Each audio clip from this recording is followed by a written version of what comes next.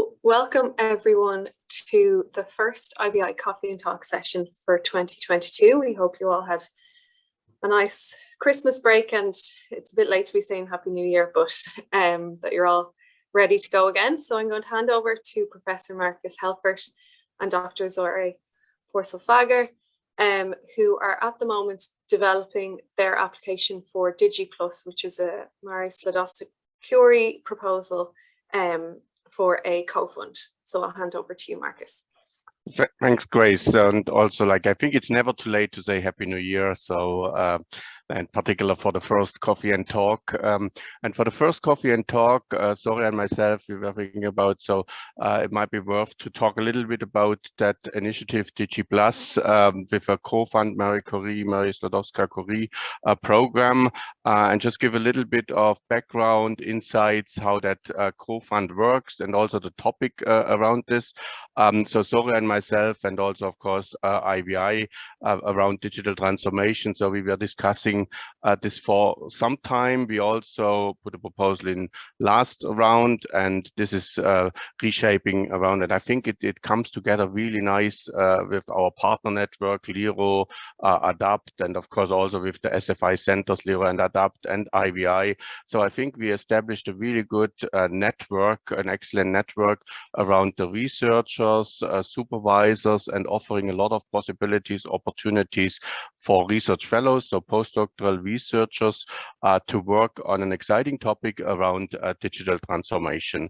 So, and Zohreh and myself, we will present that together, more like a kind of a dialogue, discussion, presentation around this, just to provide some insights into this. So the ones who are not familiar with Marie Curie or Mare Slodowska-Curie programs, that's a funding program in the European Union, now under Horizon Europe, which offers, typically all Mare Slodowska-Curie programs offer opportunities for individual researchers. So, and one key aspect on this is international, intersectoral, so movement between researchers from the academic side to the non-academic side, but also the international aspect. So typically researchers should come from, in this case, from non-Irish residents, so they should come from an international background, moving to Ireland for research projects, research opportunities around this.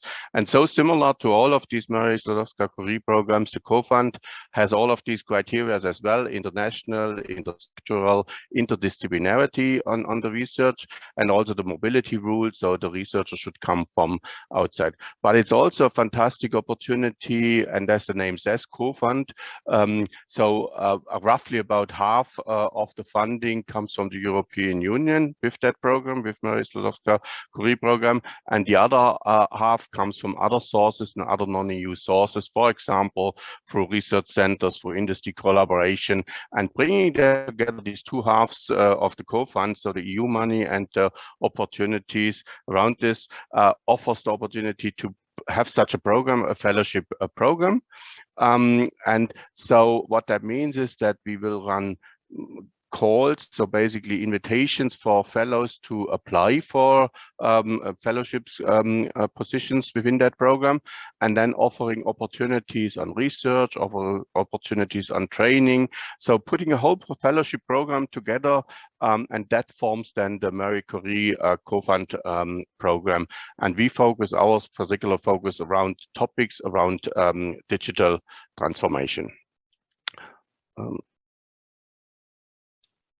So, and that's in line with the EU program and digital decade, digital transformation, so key policies, and we just highlighted a few here. And what I think is kind of also in the figures and the amount of value benefits, like for example the World Economic Forum, 100 trillion in the next couple of years just around digital transformation. Also technology is important, artificial intelligence, also connectivity. So but also I think people, processes, strategies. So that combination of what we would in the Innovation Value Institute summarize as capabilities is important, so that we have that full range between technology, processes, governance, strategy, capabilities around this. And then digital transformation projects can be successful. And that's in line with EU many policies, the digital transformation agenda, digital society, digital skills agenda. So that's where we hopefully help and contribute to these programs with the Digi Plus Cofund. So now specifically, there are many challenges, and maybe I hand over to Zohreh for a few words on this.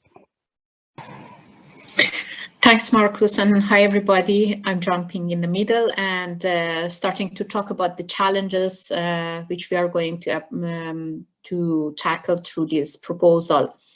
Indeed, there are some specific challenges all across the Europe, and some of them are related to small, medium enterprises. And some of these challenges are like that they are very behind the digital transformation, and there is a lack of digital skills for many of the staff in these different companies, and also related to the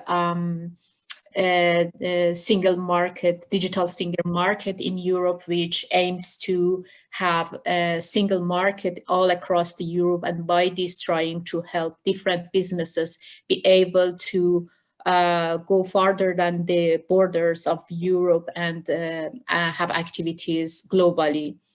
And also you could see that there are some statistics and numbers in terms of the jobs that they need to have staffs with the digital skill, but we are lacking many of them. And this is the reason that we have been defined this as the challenges for this proposal. And the aim is that we are going to hire number of postdoctoral researchers, as Markus mentioned, and each of these researchers, they are going to concentrate on one of the 4 areas defined in the proposal. We have these 4 specific areas for the proposal, and also we have number of supervisors which have expertise and are professional in this specific area. And in the following slides later, we are going to talk about the domains that we are going to tackle through this proposal. This is what we have in mind, and hand it over back to Markus for the next slide, if you like. Yeah, thanks. And I think this is, as Zohreh said, a fantastic opportunity around with supervisors. So we brought together with the centers, with ADAPT and LEO and the network IVI has, excellent researchers, so different expertise areas. So we really have a truly multidisciplinary setting within that. So from technology to culture, digital culture, skills, data governance, but also business models. So a full range of different topics. And because we believe also if we want to tackle these challenges in digital transformation, we need to have these multidisciplinarity teams, expertise, and projects where the fellows basically apply to it. And not enough that we just look at digital transformation and the challenges to actually transform organizations, ecosystems, maybe even entire regions.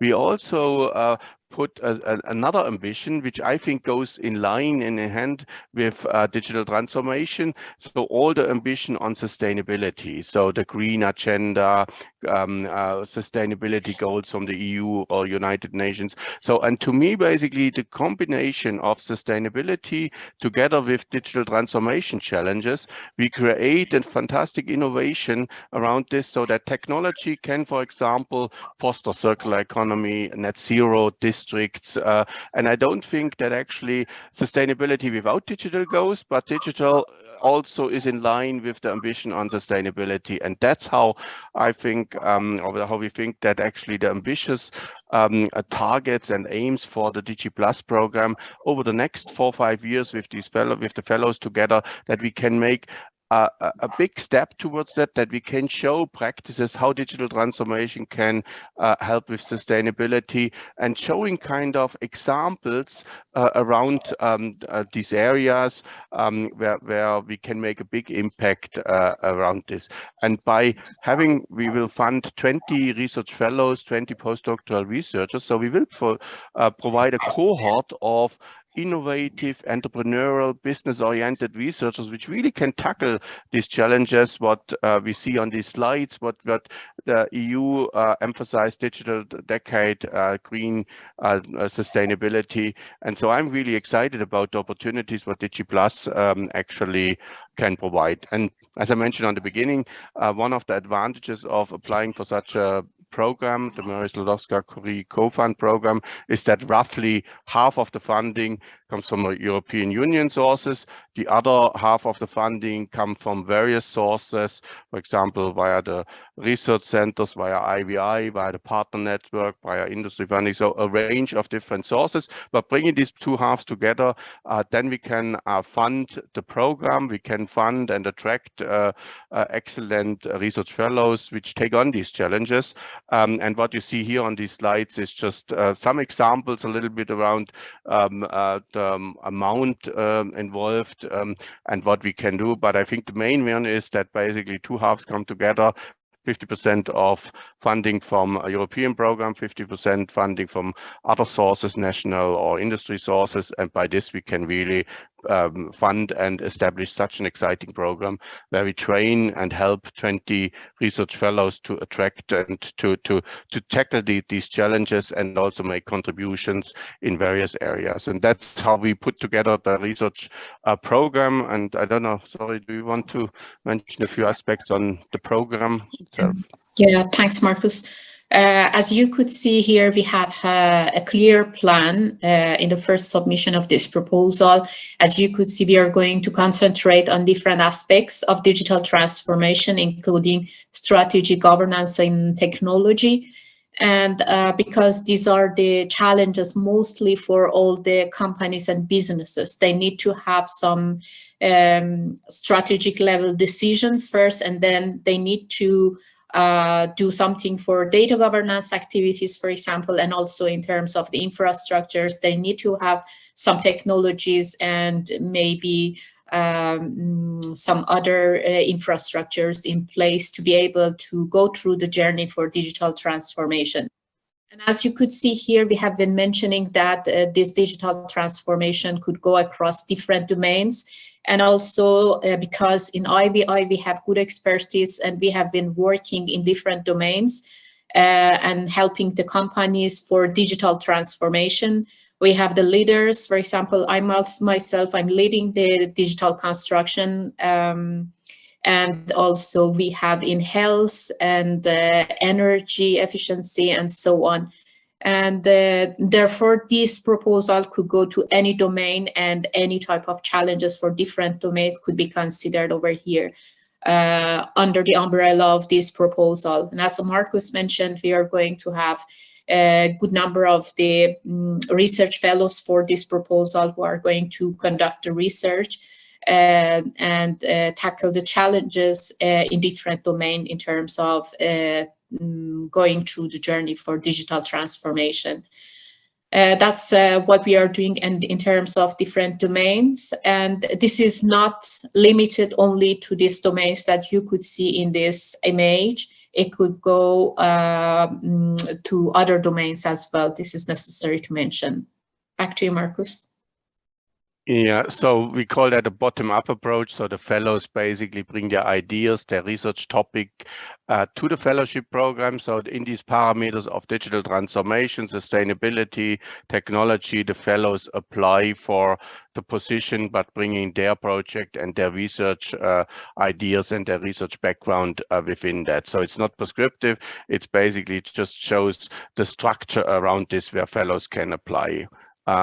So from the timeline, and I know we're wrapping up now in 1 or 2 slides around this, just to allow also for some questions, comments, discussions a little bit. So it's a 5-year program, 4 years around for the fellows. So each fellowship is 24 months, so 2 years.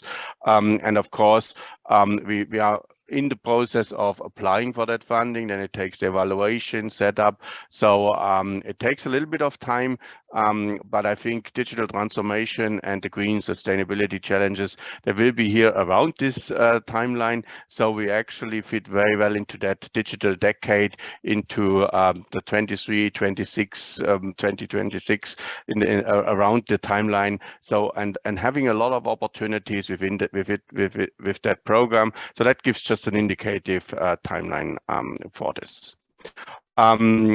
Of course, also, like as we said, we have already a number of mentors, supervisors from the different universities, from the research centers on board. We have also industry partners on board, or public organizations, regional authorities, and so a wide range of non-academic partners around this. But I see that as a lot of opportunities, and not only just because of the leveraging of EU funding, but also the other opportunities of tackling really some interesting challenges, building a community, building that network for digital transformation and sustainability, and tapping into that expertise and ambition and excitement around the research topics, and really making a difference. And that's what IVI is there to put that, to facilitate Digi Plus and helping on digital transformation paths. So I think that's all from my side. Sorry, I don't know if you want to. Yeah, just if you go to the next slide, it's important to say that we have funding partners and secondment partners. The funding partners we have had some changes in the proposal for the Horizon Europe in compared to what we have been submitting to Horizon 2020, and we have the implementing partners now. Just saying that implementing partners, they are mostly the universities, but the secondment partners are mostly companies, county councils, and many more who are interested to host these fellows for a duration of, for example, 3 to 6 months, and through which there should be a specific work on specific challenge for that hosting organization. And that's all from my side, Markus. Thank you. Yeah. Thanks, Zohreh. And so if there are any comments, questions, suggestions, but also if there are partners like industry, non-academic partners who want to get involved, just let us know. So there's, yeah, I think this is a fantastic opportunity. So for the discussion, maybe I just go one slide back to this, open for comments or questions.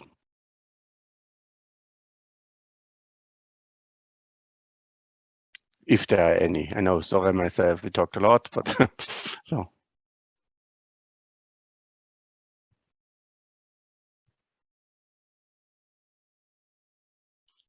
Markus, just out of curiosity, I know you said the project was it aiming for, it's a 5-year application, is that right?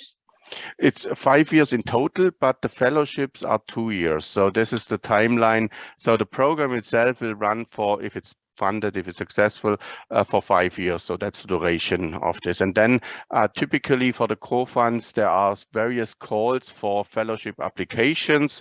And so typically the first one, we're aiming for hopefully 10 fellows that we can appoint on the end, and then a second call. And if it's not filled, maybe a third call as well. Yeah, and also in Ireland, I think we have really good experience with co-funds programs in various forms.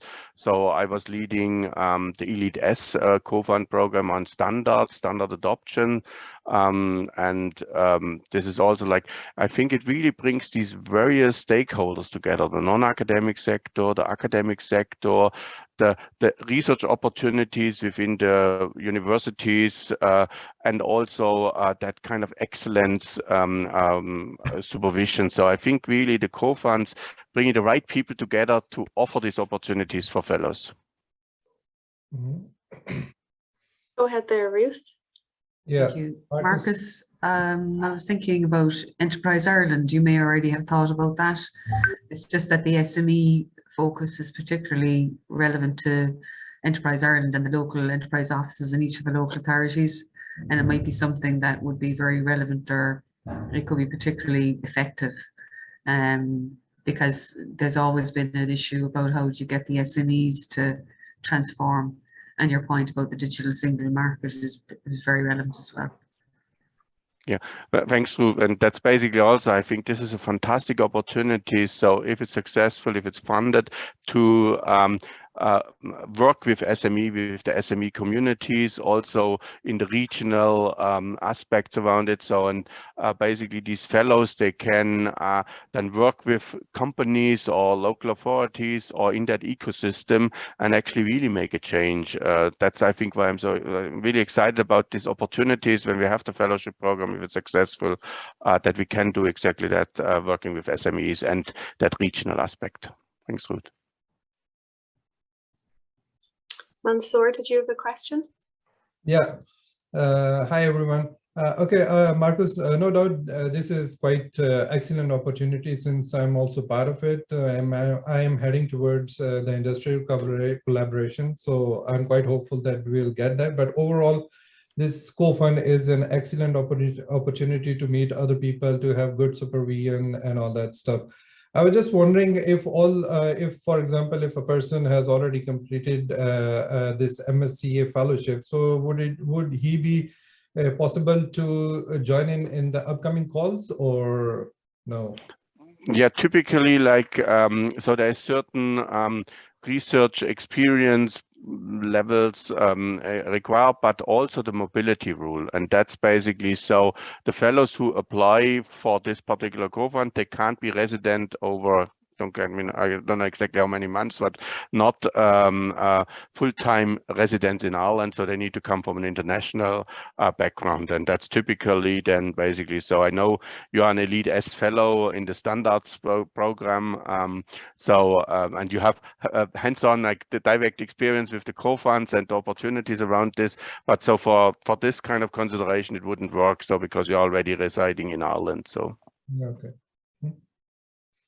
Thank you. You check out the details of the rules and regulations, but I think you can't have been resident in the place that's offering the call for 6 months within the last 2 years or something like that.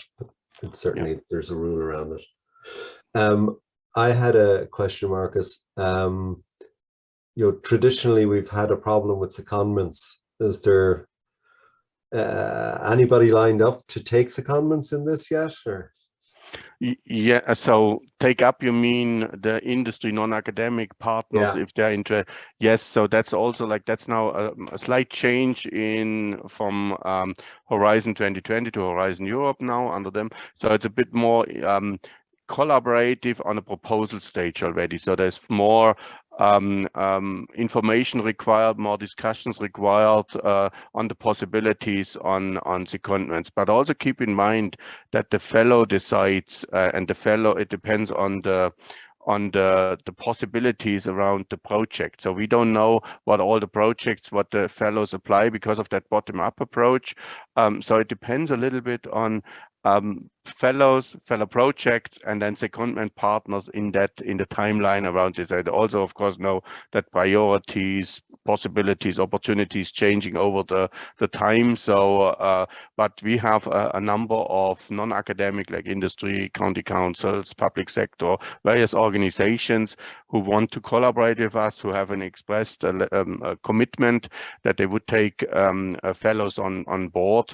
But yeah, as I said, it depends then exactly on the fellowship program, on the fellow project. Yeah.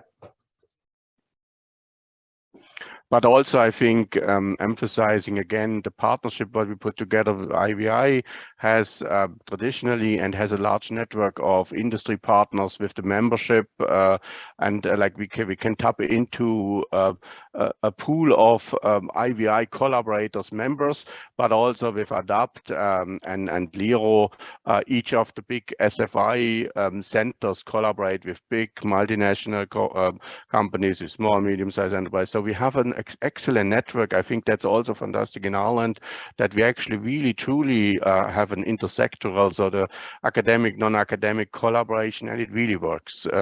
Yeah. Thanks. If there are no other questions, we're just at about 2 o'clock there, so we can wrap up so everyone can get back to work. But thanks very much, Markus and Zohreh, for presenting that today. I know it'll be very interesting to everyone, and I'm sure everyone joins me in wishing you both and everyone working on it the best of luck with it, and hopefully it'll be successful. I'm sure we'll hear about it when it is. Yeah, thanks, Grace. But also, like, just a final comment. Like, I know the deadline for the submission is now relatively soon, but if someone is interested in such or similar opportunities, they should just contact either me or IVI. So this is facilitation and digital transformation. Sustainability won't go away. So there's always opportunities for collaboration. So I really invite industry, non-academic sector, public organizations to collaborate, to work with us together on making the next step on digital transformation. Yeah, that's a great point, Markus. And as well, for anyone interested in the coffee and talk sessions, this would be a perfect place to discuss any idea like that, even if it's a lot earlier in its stage of development. We are about halfway full for the spring series, but these sessions are now open to anyone to present. So we have them open to non-IVI participants as well. So just drop me an email and we can get you booked in. But thanks everyone for attending today. And we hope to see you again soon. If you keep an eye on the IVI website, you'll see details of the upcoming events.